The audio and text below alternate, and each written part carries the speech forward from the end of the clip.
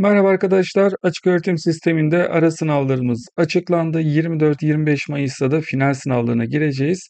Her zaman söylüyorum, eğer sistemin mantığını anlarsan açık öğretim okumak gerçekten çok keyiflidir. Bazı arkadaşlar kızıyorlar, ya işte bize okul bırakmak istiyor, para tuzağı şöyledir, böyledir. Arkadaşlar 1 milyondan fazla insan var ve karşında bir devlet kurumu var, resmi bir kurum var. Kimse seni okulda bırakmak istemez. Sistem karışık değil. Sistemi çöz, rahat et, kolay bir şekilde bitir, diplomanı al. Daha sonra da kanalımızdaki Nasıl Atanırım videolarını takip edersen biliyorsunuz hemen hemen her gün KPSS atama videolarını anlatıyorum. Kolayca mezun olur, atanır, ekmeğine, mesleğine devam edersin.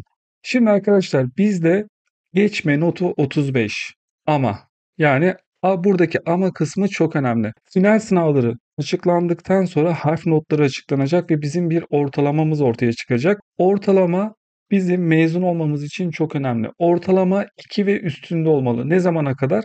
Bazı dönemler ortalamamız 2'nin altında olabilir. Bazı dönemler ortalamamız 2'nin üstünde olabilir. Önemli olan en son mezun olduğumuz döneme kadar 2 ortalamanın üstünde bir ortalama yakalamak. Şimdi birazdan benim daha önce mezun olduğum sistemdeki çan eğrisi notları, harf notlarını da göstereceğim. Arkadaşlar eğer 34 ve 0 arasında alırsanız, şimdi ara sınavdan 50 aldınız, finalde 50 aldınız, ortalamanız 50 geldi. Bu bir harf notuna dönüşecek. Ya da ara sınavda 0 aldınız, finalde 50 aldınız, ortalamanız 35 oldu. Birinin %30'u, diğerinin %70'i hesaplanıyor. Size bir 100 üzerinden not veriliyor ve harf notuna dönüşüyor. 0-34 arası alırsan FF gelir. 35 alırsan DD gelir. Bakın DD geldiği zaman yanında ne yazıyor? 4 üzerinden ortalamamız 1. Şimdi burada DD not aldığımızda almış olduğumuz not ortalamamızı 1 üzerinden getiriyor ya. Aslında burada güzel bir mantık var. Yani sen 35 aldığın zaman 1 alıyorsun ama 50-60 aldığın zaman 2,7, 3, 3,3 alıyorsun. Buradaki mantık ne? Mesela sen matematik dersinden çok zorlanıyorsun ya da İngilizce dersinden çok zorlanıyorsun ya da istatistik dersinden çok zorlanıyorsun.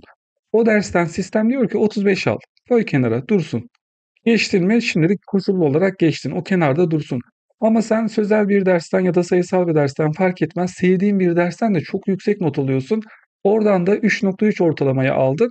İkisinin ortalaması ne oldu? 2'nin üzerine çıktı. Böylece sen çok zorlanmış olduğun dersten 35 aldın ama senin için kolay olan dersten 50 aldın, 60 aldın. Ortalamanı otomatik olarak 2'nin üstüne çektin. Buradaki mantık ne?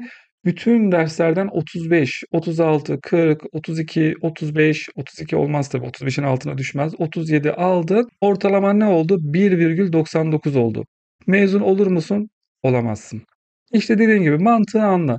Zorlandığın derslerden 35'e hedefle, kolay derslerden de alabileceğin en yüksek notu al ve böylece ortalaman 2'nin üstüne çıksın, kolayca mezun ol. Şimdi örneklere devam edelim. Mesela benim daha önce mezun olduğum bölüme bir geçeyim. Şuradan yönetim bilişim sistemleri. Not görüntüleme diyorum. Mesela rastgele 2022-2023 güz dönemine girdim.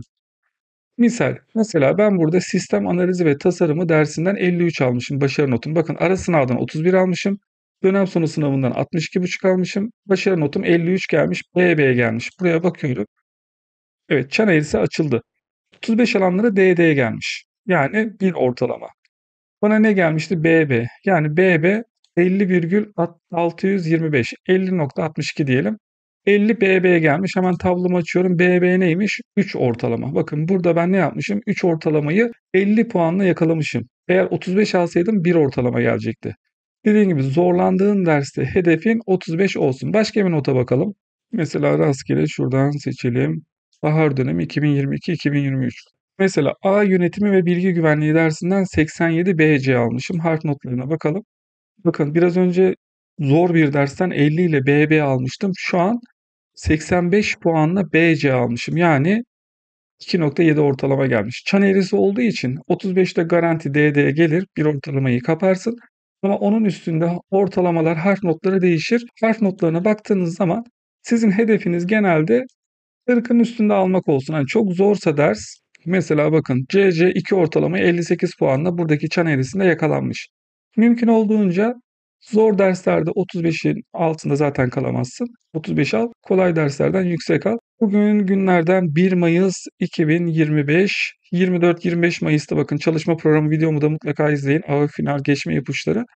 Buradaki mantığı ve şuradaki final geçme ipuçları videomdaki mantığı anlarsınız arkadaşlar. Hep söylüyorum, açık öğretim okumak gerçekten keyiflidir. Takıldığınız yerlerde her zaman beklerim. Pazartesi, çarşamba, cuma 22'de canlı yayın açıyorum yarımşar saatlik. İsteyen arkadaşlarımız gelip izleyebilir. Herkese açık. İsteyen arkadaşlarımız soru sorabilir. Sağlıcakla kalın, hoşça kalın, takipte kalın. Görüşürüz.